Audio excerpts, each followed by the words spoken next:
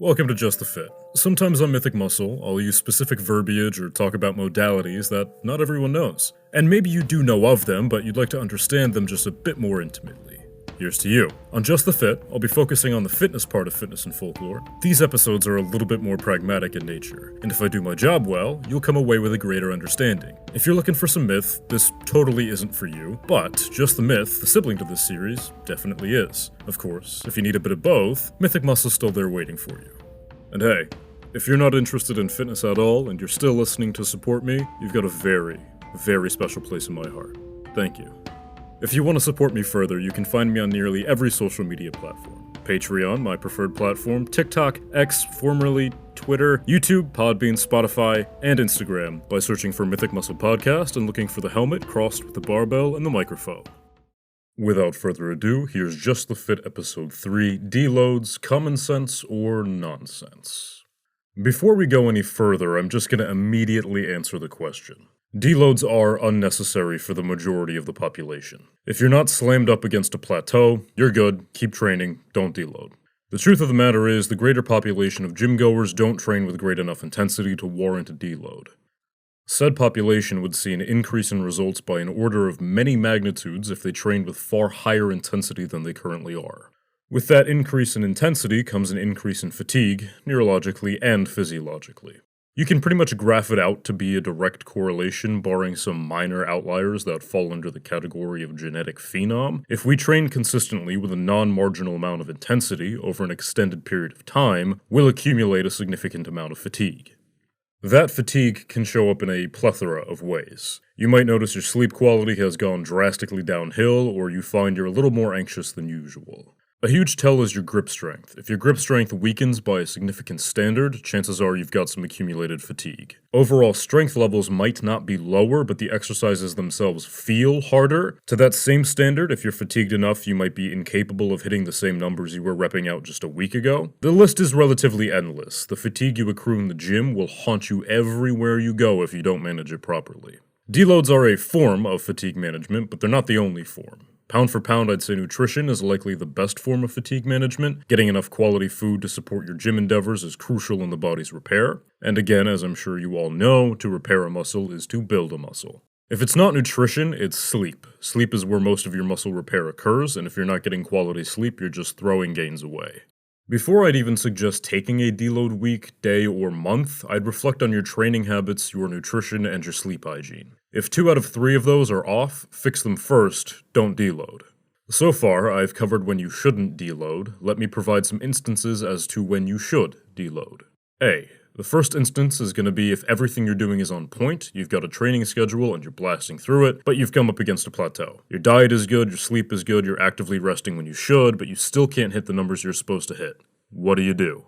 Well, you deload, which really I consider sort of a last-ditch effort. There are a relatively unquantifiable number of methods to deload, so I'm going to share my personal favorite and the one that's helped me the most. I'd recommend testing a whole bunch out and see what works best for you. As with all things in the gym, the goal is auto-regulation. Let's use our handy-dandy tried-and-true bench example. If we use my 12-week plan from Just the Fit Episode 2 Progressive Overload, in which we go from 225 to 315, we can pretty easily slot in a deload week.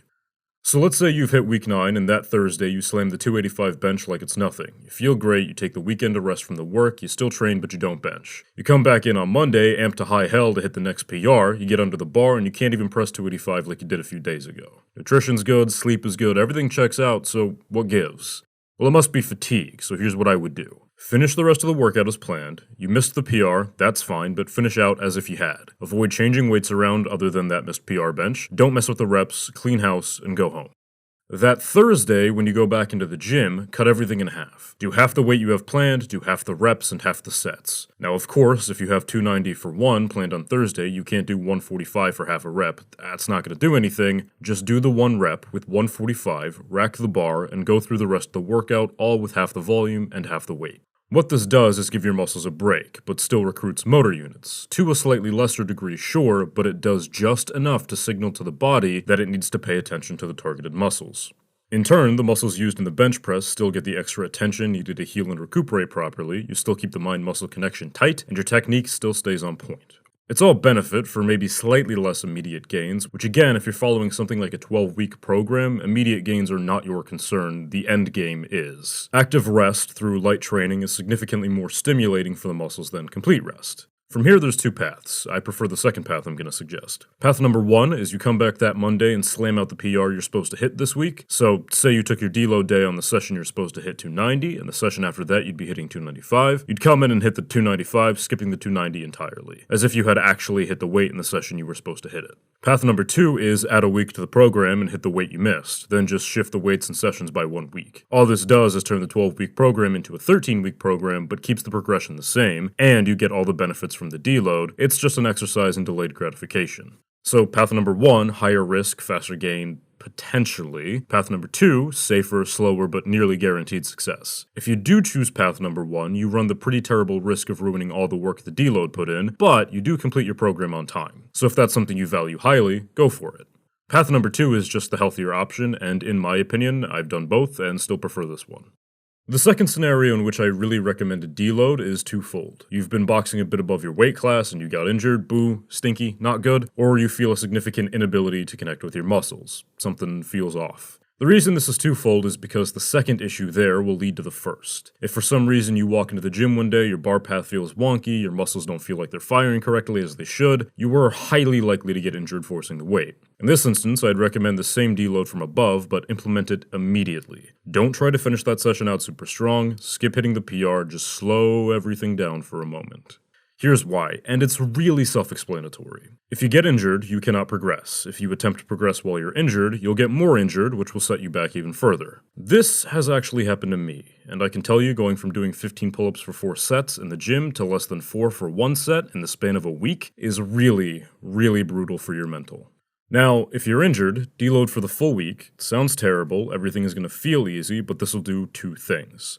One, if you're really super injured, like, oh god, my arm is falling off, this is bad, that'll become apparent really fast, and likely nothing will feel very easy, it'll just be a lot of pain. Therefore, hospital trip, and at that point, the doctor will recommend something that I'm not necessarily qualified to prescribe. 2, if you can work through the pain, and it's not too much, your arm is just a little torn off, not hanging out on the floor next to you, the deload will help keep the strength in the muscle while asking the body to repair it further. Be very careful with this.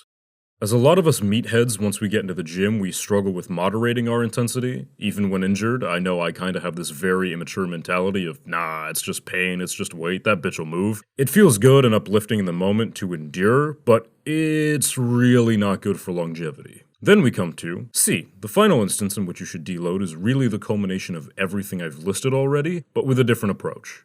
Programming in proactive deloads is pretty damn intelligent. I've heard proactive deloads referred to as technique weeks, and I really like this coloring of it. Deloads feel kinda meh, like you're just phoning it in or sandbagging it, but technique weeks is like, oh yeah, I'm so cool, I focus on technique, bro, what's up? And that I can get behind. To prevent this huge accumulation of fatigue, to prevent the injuries, to prevent the breakdown in form, every 4 to 8 weeks, dependent on how long your program is, take a technique week. Dial everything in, and then show up next week and absolutely blast through the PR like it ain't no thing. Outside of instance A, B, or C, I can't really see too great a purpose in deloading. And like I've said, realistically, if you weren't training for a powerlifting meet, or you haven't been going absolutely balls to the wall with your training, you definitely don't need a deload. And even further, if you aren't peaking for some form of athletic competition, there is absolutely no need to take longer than a day for your deload, bar injuries, of course. All in all, deloads are an immensely powerful tool in the arsenal of any serious lifter, and can really help offset a lot of the neuromuscular damage we as meatheads accrue via killing ourselves in the gym.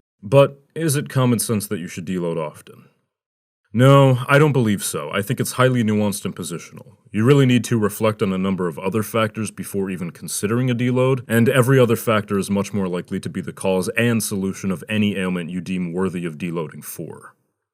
With that, I have been your host, Benjamin Cloud. This has been Just the Fit on the Mythic Muscle Podcast. Thank you so much for listening. Have a phenomenal day, a safe but stimulating lift, or if it's a rest day, I don't know, go buy some candles or something. Take care, folks. Please consider supporting me on Patreon. For only $3 a month, you get Discord access, and you buy me a protein bar. $5 a month gets you Discord access with special colors and emotes, blooper reels, a shout out from me, and transcripts of each episode. $10 a month gets you all of that noise, a vote in our monthly poll, a personalized 10-second clip of whatever you want me to say, and every dollar spent at that tier goes right back into the podcast so that I might bring you a better listening experience. Follow my socials. You can find me on pretty much every platform by searching for Mythic Muscle Podcast and looking for the helmet crossed with the barbell and the microphone. If you made it this far, you're my favorite type of human, and I hope you have a wonderful day, a fantastic lift, or if it's a rest day, you get some quality relaxation time. Thank you.